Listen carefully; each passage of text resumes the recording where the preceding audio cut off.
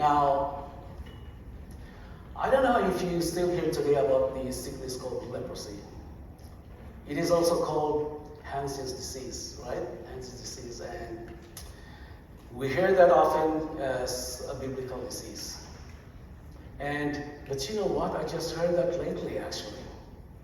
If you Google, on August 1st, I actually read about leprosy, that it is endemic into one of the states of the United States. Endemic meaning it is just in a particular region, right? As opposed to pandemic, which is pan meaning all, like Pan-American meaning all American.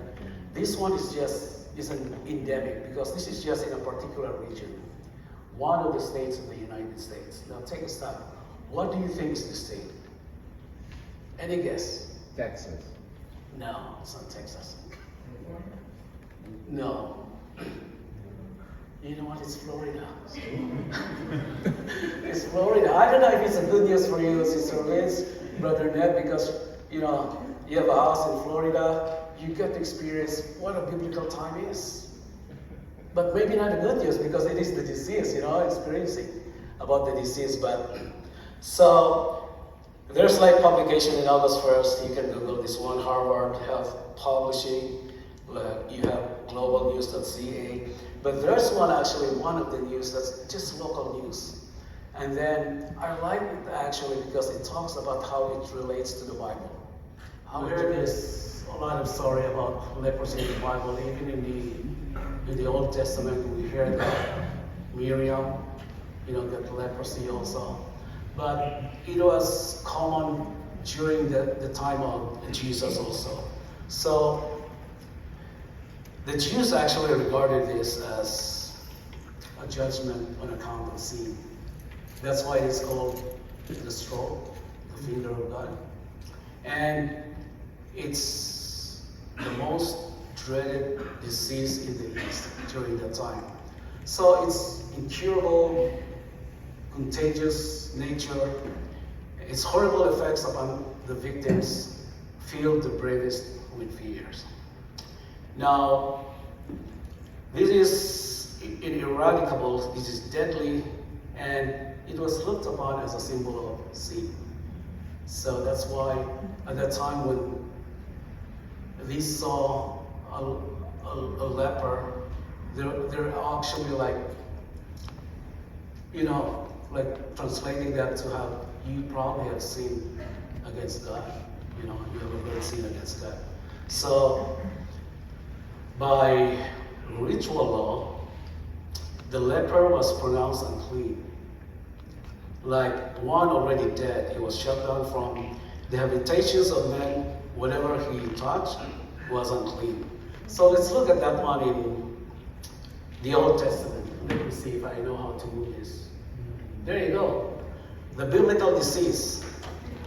According to Leviticus 13:45-46. Anyone with such a defiling disease must wear torn clothes. Let their hair be unkempt, cover the lower part of their face, and cry out, unclean, unclean. As long as they have the disease, they remain unclean. They must live alone. They must live outside the camp. So that's how they were treated. You know what? The idea of isolation was not just, you know, it was introduced during the time of SARS, introduced during the time of COVID actually, but it was already during the Bible times. You know, when somebody has leprosy, you will be isolated from the rest of the society. So it was already there. So now, what is in this story do you think that we can learn? Perhaps, you know what? Of the many encounters of Jesus with other people, this is one of the stories where you can say many have the same encounter, but not walking with the same change. And the story of the 10 lepers is an example to that. And we'll dig more into the story as we go along. So please open your Bibles to Luke 17, and we will be reading verses 1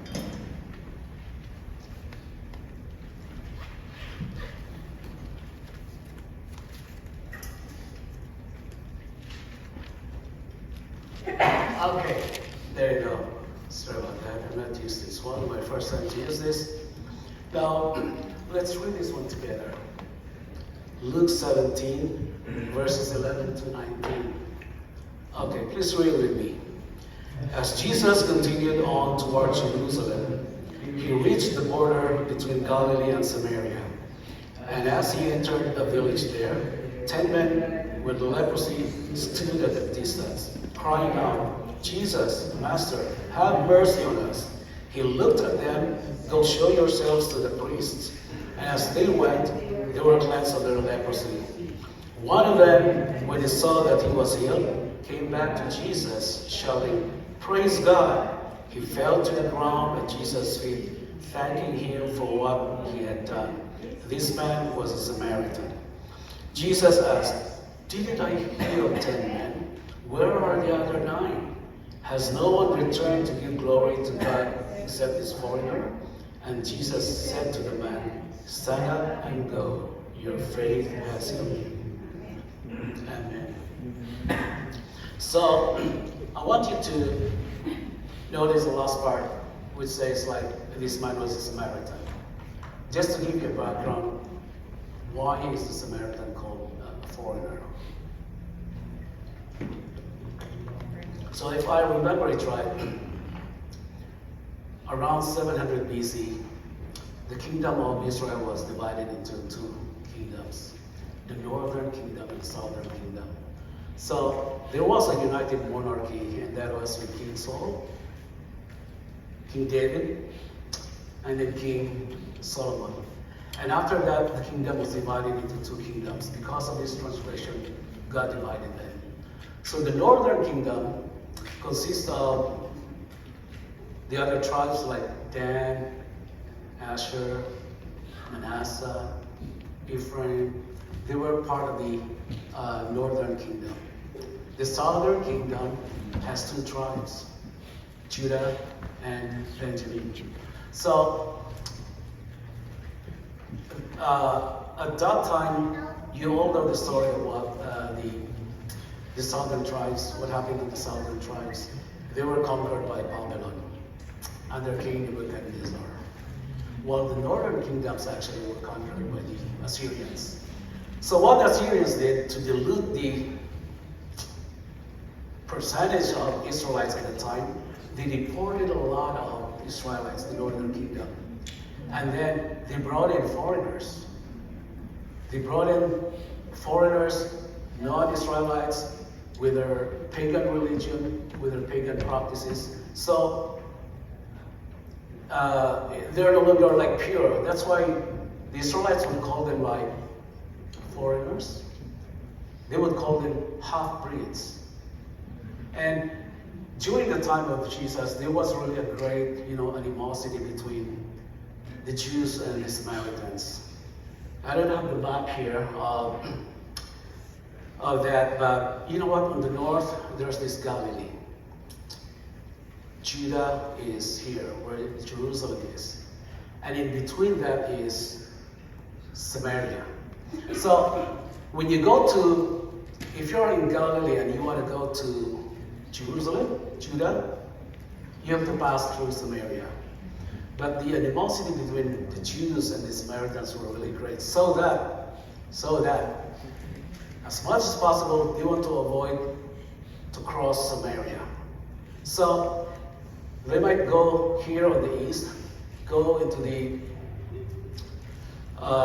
Mediterranean Sea, the King's Highway, or they would pass through the Jordan River just to avoid the Samaritans. So that's how, the animosity at the time. So that's why they were called foreigners or half-breeds, especially at the time of Jesus. So notice on the first part it says like, at a distance. So you probably have seen in the text, and Jesus continued to show themselves in the border. At a distance. Verse 12. And he entered the village there, 10 men with leprosy stood at the distance. So this indicates that the disease is the real one. The disease is leprosy. And so this is the real thing that made them outcast alien.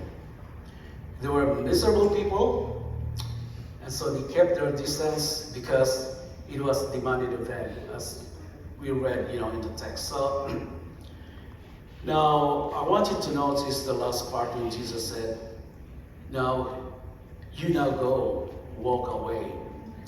So imagine at this time, go and walk away. They're not walking different, not like the same as before.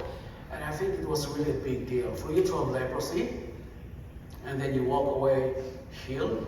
That is really a big, big thing. So we'll talk more about that at that time. So, but you can imagine if you're one of the lepers at the time, what would be the phone call like if it's today? You would call your family. You know what? I've been isolated with you for so long time. Not anymore. We can get together and we can have our meal together because I'm now no longer unclean, but I'm clean already. It is really a big thing if, you ask me about it. And today, we will be looking at closely on the Samaritan, one of the 10 lepers, because this is actually where, we can relate on what we're celebrating this weekend. Thanksgiving, celebration. So, the last exchange, if you read there, is between Jesus and the Samaritan. So, imagine if you're the fly on the wall, you're just there on the side, watching them having the conversation, watching things happening. What do you think would the leper say to us? I think, you know what? He probably would say to us, I am walking now different. I am walking now different. So, there's, in this story, I know we could learn many things from this story, but there's 3 things that I jump out, to me as I read the story. The first one is, I would say, he saw me when no one else did. So that's probably what the leper would tell us. He saw me when no one else did. So let's get back to the story. We don't talk about leprosy a lot anymore, right? Today, because there's been medical advances on this one. I'm not a medical professional, but I read that if you have leprosy, God forbid, you just have to take like a cocktail of 3 antibiotics. I think it's like 3 so that you won't have immunity to the antibiotics. So there are still people today, and maybe you read in some other places, they still have leprosy. And today it's no longer the same as before. It is now curable. The only hard part is detecting whether you have leprosy or not. So you have these 10 men. They're gathered together in community. And it's not because of their race. It's not because of their religion, because that would have been normal identifiers. They gathered together because of their pain, because of their disease, because of their sickness, because of leprosy. And leprosy, as I mentioned, was a terrible, terrible disease. It was awful. So that, when you get diagnosed with it, it's a sort of long, drawn-out journey, painful in some ways, not painful also in some ways, because when you have leprosy, you would actually, part of your issue is that you cannot experience pain anymore. So you have an infection and you would know about it. It would just get worse and worse, and it's just terrible. I mean, the limbs would become deformed, and it is a long journey towards death. A long journey towards physical death. But it is just not physical death. it is also cultural death and social death. And while physical death took a long time, the social death and the cultural death happened immediately at that time. So when you get diagnosed with it, you will be banned right away from society, away from your friends. So as you are experiencing that, you already are like far away from the other people. So the story goes like Jesus is coming down this road. And as they come down the road, it's probably like, sort of like they're holding a sign like, I'm clean. I'm not clean, so I'm clean. So let's say like today, if you have leprosy, this is what you will be holding, sort of. I'm clean. Don't come near to me. I'm not well. I'm sick. So that is what's happening when you have this disease. Now we just have COVID.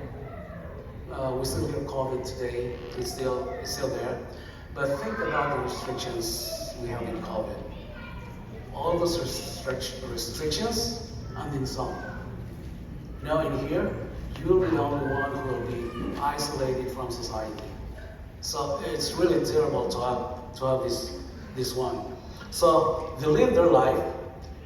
Their primary identity of the lepers is their unwellness, their uncleanliness, their disease, their sickness. And so they're hanging out together, and when people come to them, they will say, unclean, unclean. And Jesus would not be the first person to see them. Because at the time when Jesus was walking from Galilee to Samaria, it was one of the festivals of the Jews, where all the people around the world, if you're Jewish, would come to Jerusalem, would come to the temple. So he was not the only one who get past them. And so most of the people, they just got past them. When they see the lepers, they would probably do like what many of us would do. When we see somebody like homeless or asking for money, so they probably see them from a distance, and they see them that they are unclean. And it's not that they're cruel; it's just what the Levitical law was telling them. You should get past them, and so they move as far as they can. They get past them without contacting the disease they had, without being stuck in a conversation with them, and they kind of just move past. But not Jesus. Jesus walked through the heart of Samaria at that time, even if he could have walked the other way, avoiding Samaria. And the text says that, if you remember the text, he sees them and says he looked at them, he noticed, he saw their pain. So, what is the difference between seeing and looking? The word see is something like, stuff that you will see as you move your line of vision. That's what you see. But look, in this case, is actually intentional. When you tell somebody, hey, look, it is intentional. So the text says, like, Jesus looked at them. So Jesus was not avoiding them. He was really looking at them. He saw their pain. So why do you think Jesus would do that? I think because Jesus is the hope of the world. And I believe that, not everybody experiences life the same way as others. But if you live long enough, all of us experience the heartache of pain. And nothing opens you up to the need for hope like your pain. So nothing gets our attention like pain. There is a text on that in the Old Testament, and I'd like to share this with you. The Lord, Psalm 34:18, the Lord is close to the brokenhearted and saves those who are crushed in spirit. So Jesus is not even going like if you have pain, you know, he's going to go there. He's already there. And that is good news to us. If you're experiencing pain, remember that Jesus is close to you. Jesus is there as you experience pain. So, our hope as a church, you know, that we would do the same thing. We will be close to the people who are experiencing pain, because this is not a country club for saints. The church is a hospital for sinners. And this hospital has people, you know, with pain. So, you know, as you connect to the people who are in pain, sometimes it is not actually not easy to say what you want to say. You know, if somebody lost, you know, a loved one, or they're experiencing some difficulties in life, sometimes you just don't have to say anything. When somebody experiences pain, you probably just, you know, they probably just need your presence. They just want you to be there.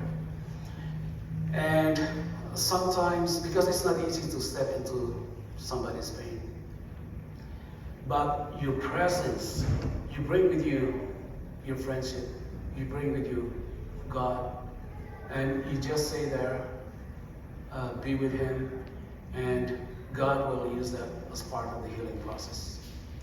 So those who are in pain, you may not be able to say a lot, but, you know, send a message on Facebook or a messenger. You know, we're praying for you. We feel your pain. And that is what we're going to do to our friends, to our brothers and sisters. So we recognize that, I think I saw on Facebook, you know, somebody lost a father. So it could be, you know, the loss of a loved one. And I experienced that. I think one of our sisters here experienced that too, that, you know, her younger sister passed away, younger sister, and because of bleeding. My younger sister also passed away 2 years ago because of that one. So too soon, you know, they're gone too soon. So, because life is tough sometimes, and if you live long enough, you have experienced that life is not that easy.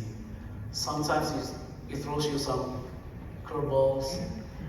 You may be able to dodge sometimes, but sometimes you can't. And it will sometimes get the best of you, even how you try to avoid it.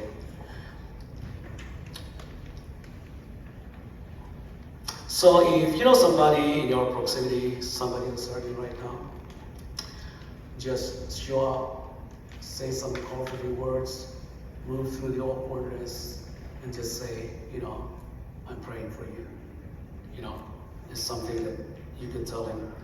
So that's what we said. I think the leper would tell us, Jesus saw me when nobody else did. There's also a second thing that I would tell you also, you know, from reading this one, is that it's easier to have faith when I'm sick than when I'm well. It's easier to have faith when I'm sick than when I'm well. So the leper, the Samaritan, will probably tell us, you know, observation for me is when 10 of us were sick, Jesus told us to take a step of faith, and we all did, 100%. So in the story, Jesus just told them and said, go show yourself to the priest. And as they went, they were cleansed of leprosy. So during that time, the priest was just kind of like a medical professional. He's the one who's going to certify you, yeah, this man is clean. This man is clean now. So Jesus asked them to go yourself to the priests. And as they went, they were cleansed of their leprosy. So here's the deal. What Jesus was asking them to do, actually, from a man's perspective was pretty ridiculous. Because the only time you would go yourself to the priest is when you're healed. And they were not healed yet. And you know what? when Jesus told them, go yourself to the priest, they just took off. And they went. And as they went, they noticed that they were healed, before coming to the priest. So that is a pretty big assumption. If I'm one of the lepers, and God didn't tell me to go to the priest, I'm not healed yet. And yet they went. So they probably have heard already who Jesus was and what he has done. So they have to go to the priest, and then the priest will look at the person and say like, hey, this person is clean. And Jesus didn't heal them right away. When he said, go to the priests, and as they went, they were healed. So almost any time God is moving our lives, He's going to ask us to take a step of faith. Almost every time when God is moving our lives, He's going to ask us to take a step of faith. And how many of you know that when you're at the end of the road, it's easy to take the step of faith. I have nothing to lose, right? Sort of, yeah. So I'll take that. And so, if it was me, probably one of the lepers, I would probably tell Jesus, when I was told like, go show yourself to the priest, I would probably say, Lord, can you heal this nasty hand first? Lord, can you heal me first, before I go to the priest? But you know what? I'm telling you, Moses at the Red Sea, right? They're stuck in the border of the ocean. And at the back of them were the army of the Egyptians. And so they go to the Lord and say, Lord, help us out. Help us out. And you know what the Lord said? Lift up the staff. Lord, do you have any other better ideas? Because we're getting ready to get slaughtered here. But you know what Moses did? He raised the staff. And that is at the time when he was doing something that God parted the Red Sea and the Israelites were saved. And 40 years later, it's now Joshua. And they're crossing the river Jordan. And at that time, the river Jordan had a flood tide. And so Joshua would say, Lord, remember 40 years ago, back at the Red Sea, I do this one, you do that one, let's do that again. But no, the Lord said, start walking. Start walking. If you don't know what a flood tide is, you probably have seen on the news, on TV. You know how cars floating on the road, on the street, because of flood? That is what a flood tide is about. And it is in that environment that God was asking the Israelites to start walking. And as they started walking, the waters began to recede. I don't know how high it got, but it began to recede, and they're walking on dry land. They're walking on dry land. It's an amazing story. And it is in that environment that God said, go ahead and start walking. And some of us were going through tough times.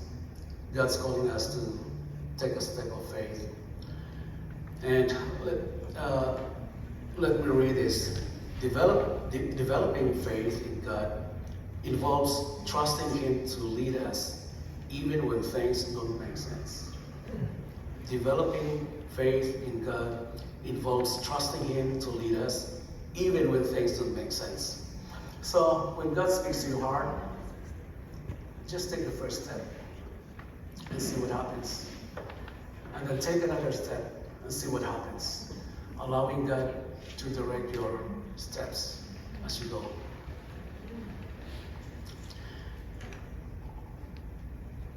I think this one is common. I don't know if you can read it, but I don't think you can read this one.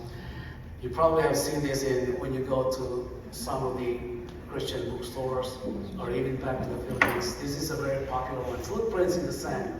And to summarize this one, I don't know if I could summarize it well, but a man had a dream or something, and flashes in the sky, the scenes of his life.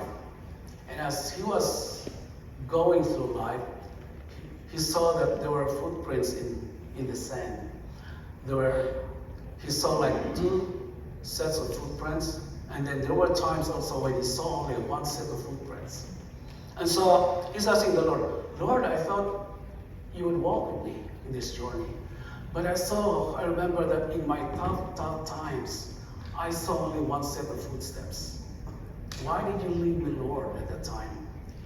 And the Lord said, I was walking with you, and at that time when you were experiencing hard times, I lifted you up. I carried you, and that's why you only see one set of footprints.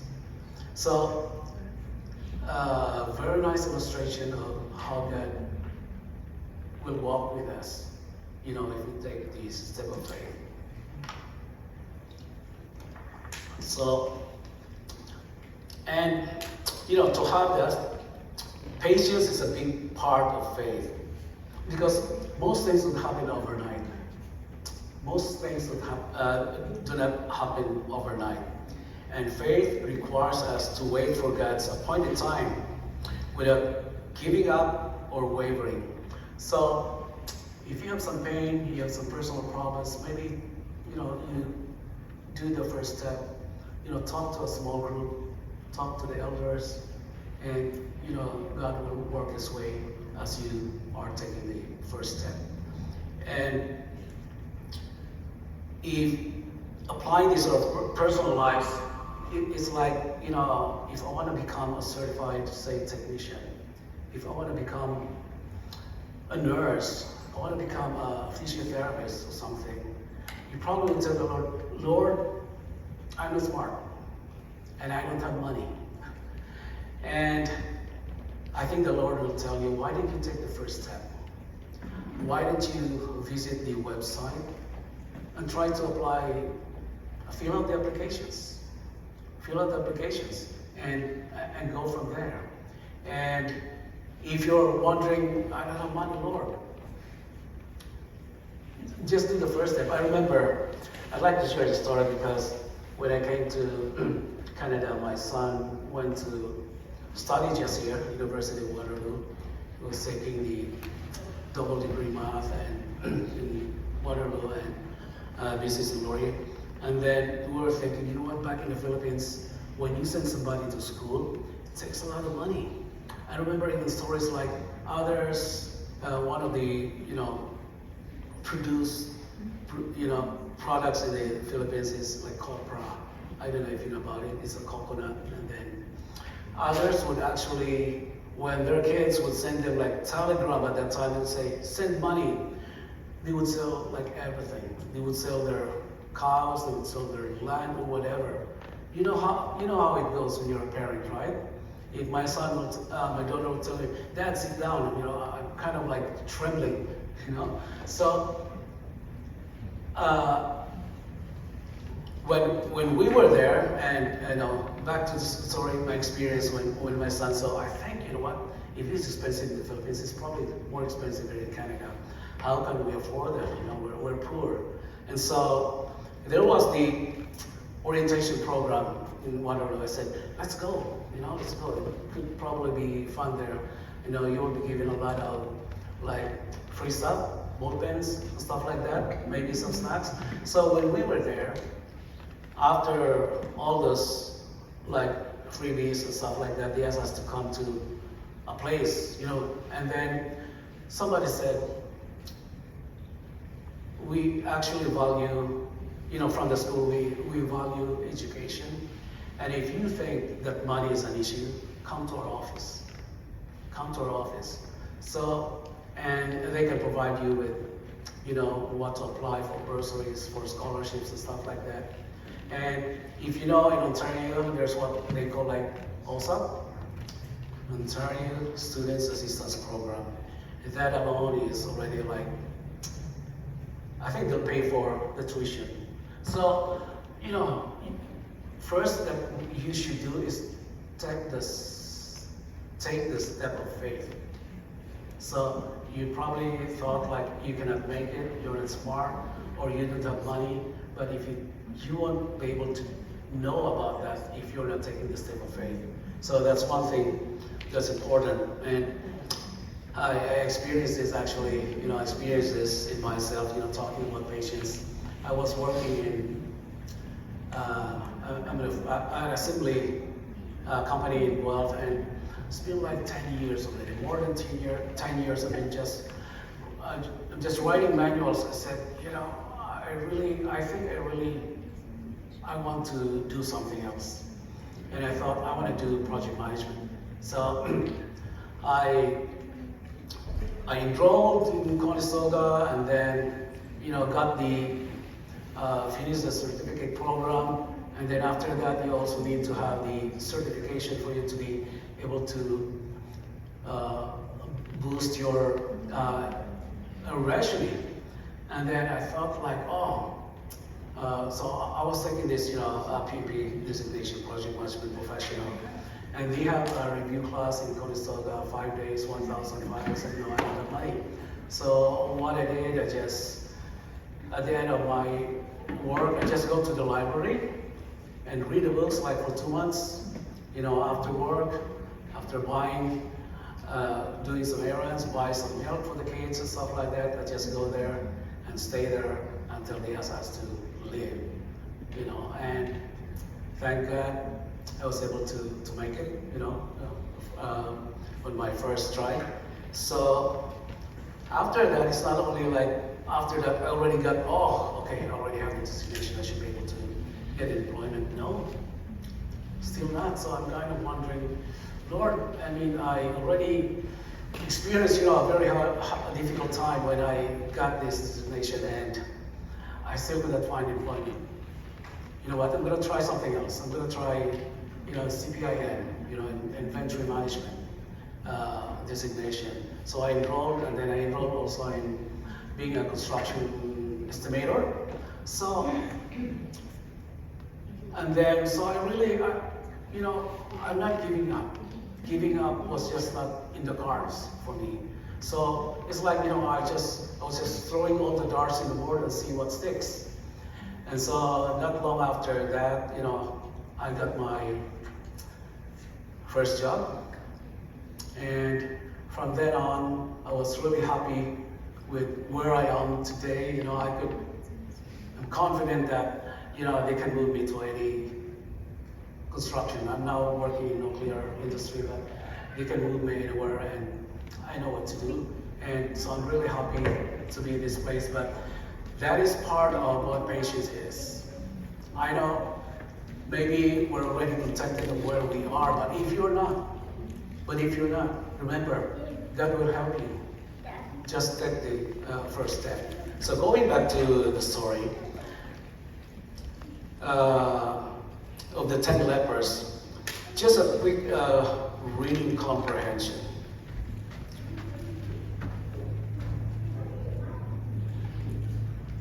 Just a quick reading comprehension. Now, what percentage of the lepers took the step of faith? 100%. 10 out of 10. They took the step of faith. And because when they were at the end of the road, the 10 out of 10 said, man, I'm all in, let's go. But once they got well, once they got healing, you can imagine what it's like to be healed of this disease, leprosy, like cancer. Once they got the healing, the percentage of those who came back to thank Jesus dropped down to 10%. Only 1 out of 10 came back to Jesus. And I don't mean like, it's easy to throw shades at these guys, but if you have this kind of affliction, leprosy, cancer, it is really something, because now you can go back to your family, maybe for the first time in a very long time. And it's like when you go there, you'll be bringing the sign, I'm not unclean anymore. I'm already well. Must be really something. But one of them only came back to Jesus, and I think he had a revelation. You know what? I have an encounter with a priest. I'm going to go back to the one who healed me. I'm going to go back to Jesus.